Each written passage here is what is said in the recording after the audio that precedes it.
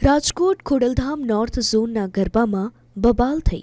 પાટીદાર સમાજના ગરબામાં માથાકૂટ બાદ છરીથી હુમલો કરાતા 3 લોકો ઘાયલ થયા।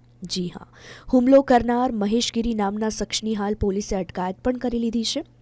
આરોપી છરી લઈને વીઆઈપી એન્ટ્રીથી ગરબામાં ઘૂસ્યો હતો અને સામાન્ય બાબતે છરીથી હુમલો કરવા। જોકે તેના પાછળનું મુખ્ય કારણ શું હતું તેની તપાસ હાલ પણ ચાલુ છે।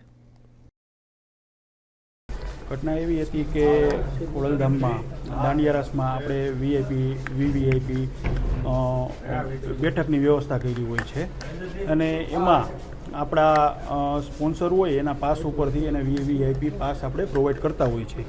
એના પાસ કોઈ લઈને આવ્યા અને એના પાસ ઉપરથી આગલી હરોળમાં સોફામાં 2 વ્યક્તિ બેઠા હતા।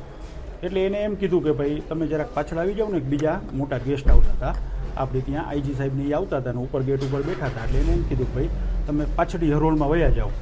તો એ બોલાચાલી માંડ્યા કરવા। એટલે ત્યાંથી બોલાચાલી કરતાં એને પ્રેમથી નીચે ઉતાર્યા કે ભાઈ તમે આમ સાઈડમાં રહ્યો, ગેસ્ટ આવે છે। એટલે બીજા કોઈ ત્યાં લેડીઝને એ બધા બેઠા હોય અને ગાળાગાળીને એવું બધું માંડ્યા કરવા। એટલે એવી રીતના એને પાછળ વહી ગયા। તો પાછળ જેવા ગયા એવા છરીથી એને કાઢીને અમારા લગભગ 3 થી 4 સ્વયંસેવકોને સીધી છરી મારવા માંડ્યા